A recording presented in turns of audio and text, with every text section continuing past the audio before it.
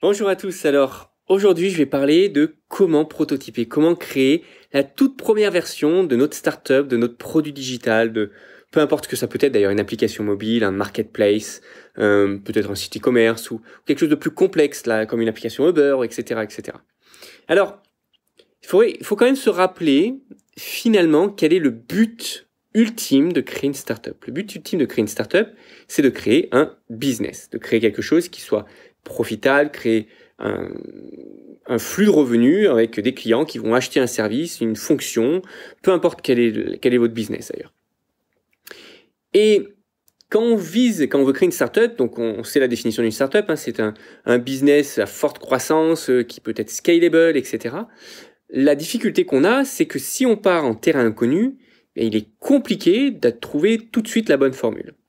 Donc, finalement, on pourrait se dire, tiens, mais c'est peut-être plus facile de transformer un business existant parce qu'on en a la connaissance, on a la connaissance marché, on peut peut-être avoir des utilisateurs, peut-être des clients, et puis on peut les amener d'un modèle qui n'est pas scalable vers un modèle qui pourrait l'être, ou peut-être implicitement les amener à créer un produit.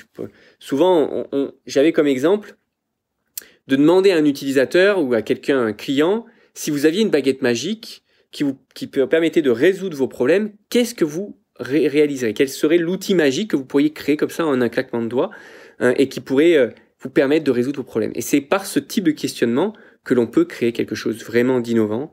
Et puis après, vous, avec votre vision en tant que fondateur, amener quelque chose qui ne peut ne pas avoir été pensé par l'utilisateur. Vous vous souvenez Henry Ford qui disait si j'avais demandé à mes utilisateurs ce qu'ils voulaient, ils m'auraient simplement dit des chevaux qui vont plus vite. Non, il a créé la voiture, etc. Bref. Donc, là où je veux en venir, c'est que, au lieu de chercher à créer quelque chose de zéro, au lieu de chercher à créer un produit, etc., et voir après s'il fonctionne sur le marché, pourquoi ne pas créer d'abord un business qui pourrait être non profitable, un business qui pourrait être à perte. J'insiste bien sur ce point-là. C'est OK. Quand on monte une startup, on investit. Quand on monte une startup, on vise quelque chose. Mais au lieu d'aller investir des dizaines de milliers d'euros, des centaines de milliers d'euros dans une application, dans un produit, finalement, pourquoi pas ne pas commencer à rentrer dans ce business, commencer à fournir un service, fournir quelque chose à perte. Vos clients, dans ce cas-là, sont indirectement vos premiers investisseurs. Ils vont vous permettre de comprendre réellement qu'est-ce qui peut être utile, créer progressivement votre preuve de concept et ensuite avancer vers une digitalisation du process. Si vous rendez vos utilisateurs, vos clients, aussi bien que votre business n'est pas profitable, et si vous les rendez dépendants de votre fonction, après vous allez pouvoir vous remplacer vous par un logiciel, par une plateforme, par peu importe l'outil que vous avez en tête. Donc ça, c'est la stratégie Lean que je recommande, c'est de faire ce qu'on appelle la concierge, ou le concierge, c'est la personne qui va réaliser à la main des actions, et tant pis si on n'est pas profitable. Alors, ça c'était une première approche. La deuxième approche, c'est évidemment, et ça c'est un des trucs essentiels qu'il faut faire pour prototyper, c'est commencer par une landing page, commencer par une page web qui va expliquer quel est le concept, et ensuite vous permettre à vous de tester quels sont les messages qui fonctionnent. C'est le premier pas essentiel à n'importe quel business, à n'importe quel projet. Il peut partager une vision que vous avez de votre produit et une vision, pas une vision, mais en tout cas ce que vous faites aujourd'hui pour aider vos utilisateurs à résoudre tel ou tel problème. Ce qui peut être nous contacter si vous avez telle problématique, etc., etc. Et après, la solution peut encore être manuelle, peut-être par email, etc. Là, c'était la deuxième étape.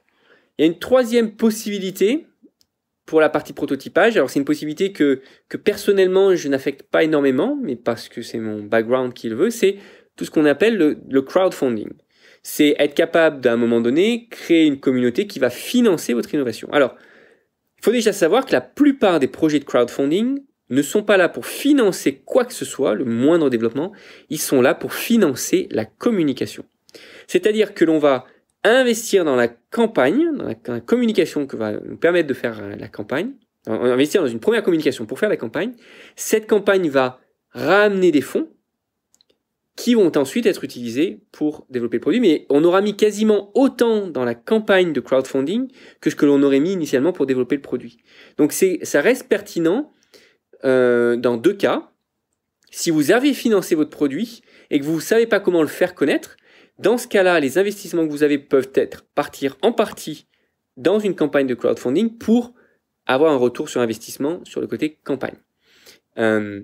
Et le deuxième cas, c'est si en interne, vous êtes des cadors de la communication, des cadors de la stratégie web marketing, etc., et que vous êtes capable de vraiment monter, vous avez de l'expérience dans du crowdfunding, là c'est pertinent parce que votre temps potentiellement, vous n'allez pas le facturer comme si vous étiez en prestation, et donc vous pourriez créer un vrai effet de levier avec une campagne de crowdfunding.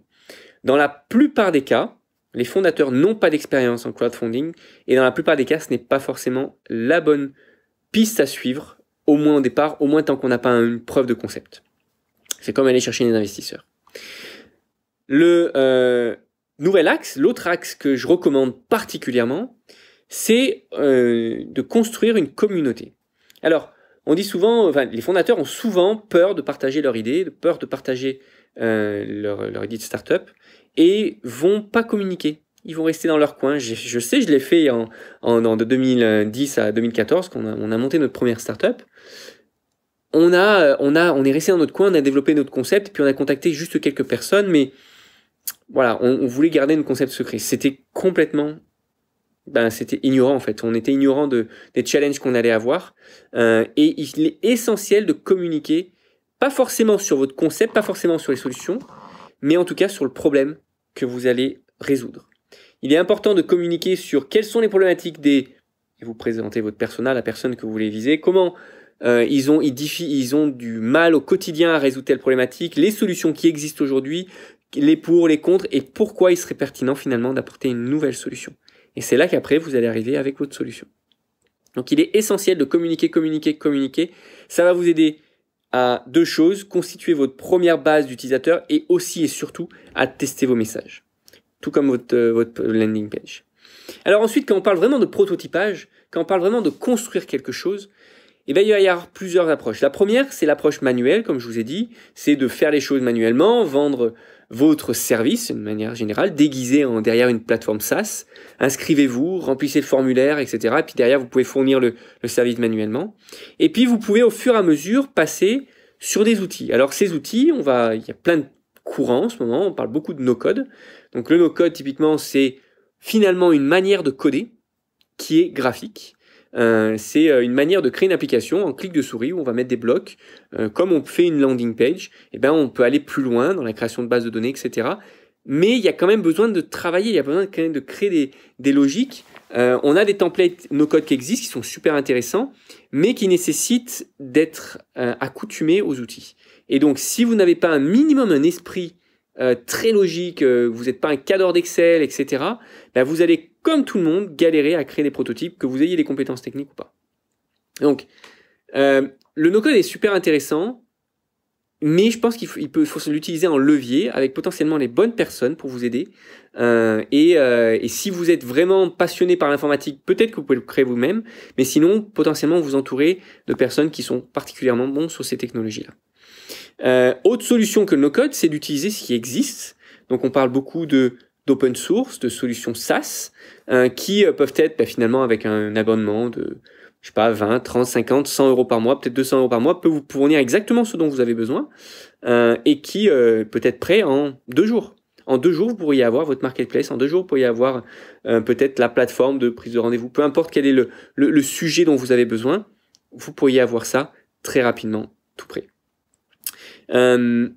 Et puis voilà, ça va être finalement la solution qui aura des inconvénients, que ce soit de réutiliser un existant, mais qui va vous permettre de tester votre marché encore une fois, de prototyper, d'avoir une traction, d'avoir une preuve de concept. Et c'est ça qui sera attendu par votre banquier, par vos investisseurs, par potentiellement n'importe quel partenaire que vous voudrez convaincre à un moment donné. C'est le fait que vous allez avoir vraiment quelque chose de concret.